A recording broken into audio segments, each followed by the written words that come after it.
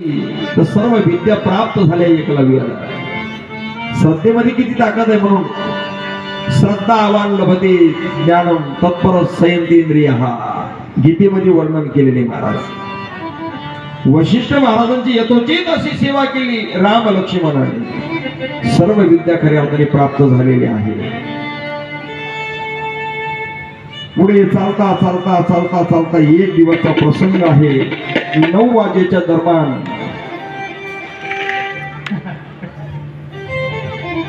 आता या बरं का तात्या, हे जे रामायण आहे ना, रामायण याच्यामध्ये खूप अध्यात्म भरलेले आहे. पण अध्यात्म सांगायला लागले का लोकांना डोकले येतात. लोक म्हणतात बसा खाली. सोपं नाही.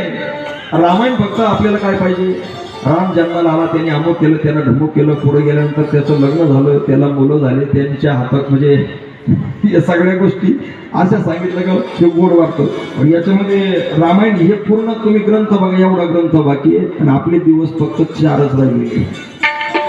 एवढं सोपं नाही. याच्यामध्ये 8-8 घंटे कथा जरी चालली ना तरी संपत नाही महाराज. आपल्याला फक्त एवढंच माहिती आहे, रामायण मी ते एकाच मिनिटात तुम्हाला सांगतो महाराज. 1 मिनिटाचा रामायण आहे.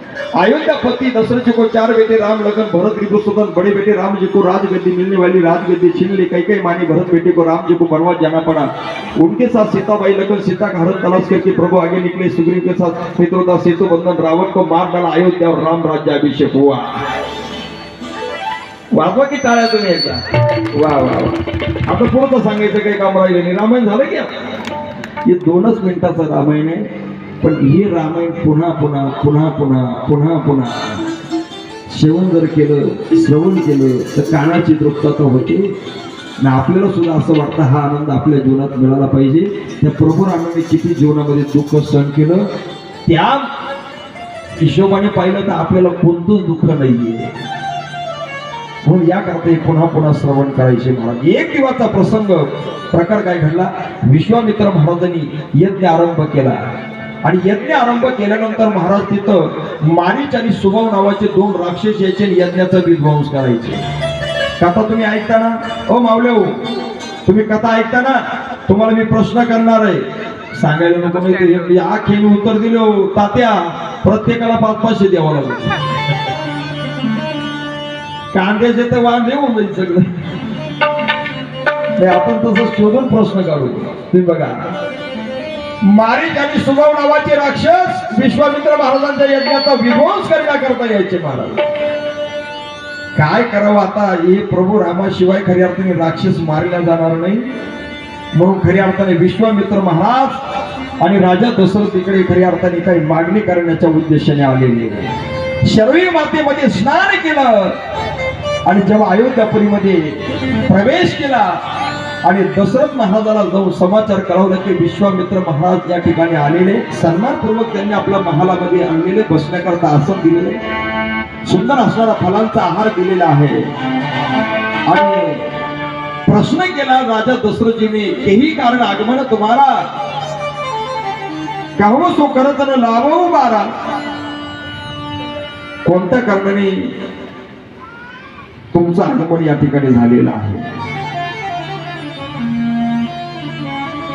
ताटिका तयार आहे ना. 5 मिनिटामध्ये आपल्याला प्रसंग सादर करायचा आहे.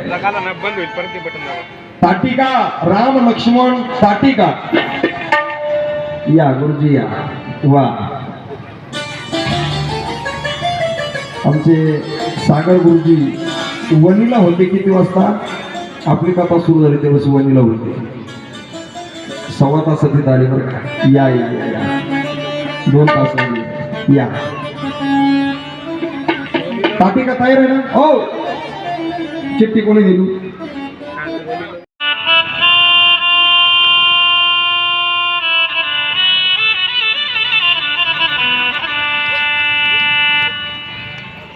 प्रवास करत असताना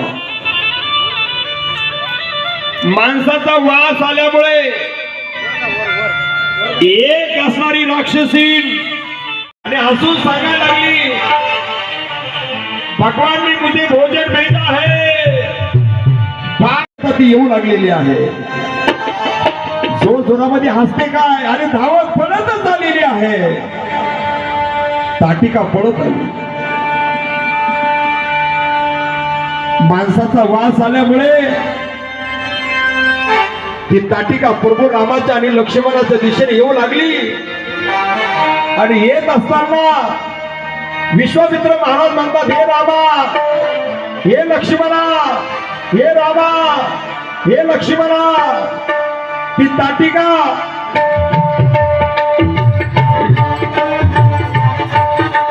माणसाचा वास आल्यामुळे ती आपल्याला खाण्याच्या उद्देशाने येऊ लागलेली आहे. जोर जोरात ती आक्रोश करू लागली, आवाज देऊ लागली, भागणार नाही, मैं अपनी खाने वाली हो, भगवान ने मुझे भोजन भेजा है, भागना नहीं. रामचंद्र प्रभूला विश्वामित्र महाराज विनंती करतात, हे रामा, कोणी धनुष्याला बाण लावा आणि या राक्षसीचा वध करा. त्यावेळेस रामचंद्र प्रभू म्हणतात, महाराज, ही असणारी ताटिका महिला आणि महिला पर हत्यार उठाना ये रघुवंशी का धर्म नहीं है. महिला पर हत्यार उठाना ये रघुवंशी का धर्म नहीं है. बाप आपका वचन सामान नहीं तो रघुवंशी का धर्म है. जेव्हा तुमच्या पित्याने राजा दशरथाने तुम्हाला माझ्या स्वाधीन केलं आणि स्वाधीन केल्यानंतर राजा दशरथाने सांगितलं, आजपासून तुम्ही ज्यांचे माता आणि तुम्ही ज्यांचे पिता.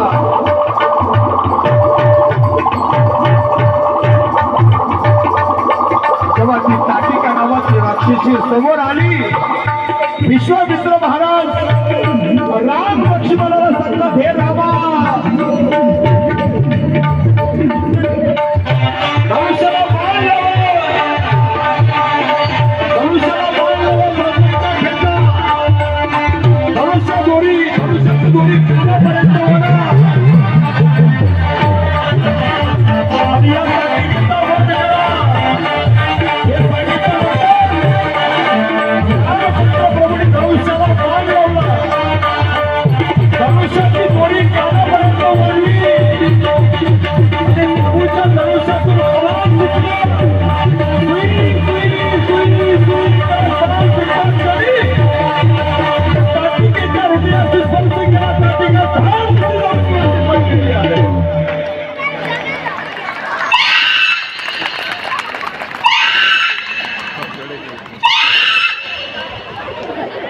प्रभू रामाच्या धनुष्यातून बाण सुटला, ताटिकेच्या हृदयाशी जाऊन भिडला आणि ताटिका जमिनीवरती पडली. हे राम, ताटिकेचा वध झाला. जिवंत आहे का नंतर शोधून बघा बरं का.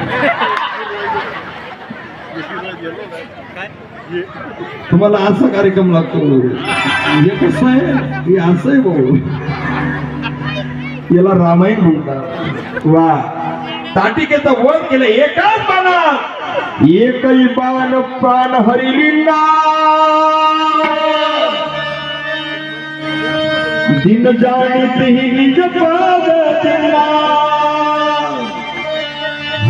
एकाच बाणात रामचंद्र प्रभूच्या हातून ताटिका मारल्या गेली, तिचे प्राण हरण झालेले आहे. विश्वामित्र महाराजांनी आपल्या महालामध्ये राम लक्ष्मणाला नेलेला आहे आणि आश्रमामध्ये नेल्यानंतर त्यांना सुंदर असणं फलांचा, कंदमुळ फळांचा आहार दिलेला आहे. आणि विश्वामित्र महाराजाला रामचंद्र प्रभू म्हणतात, 9:15 वाजलेले, आपल्याला 15 मिनिटं बाकी आहे. मग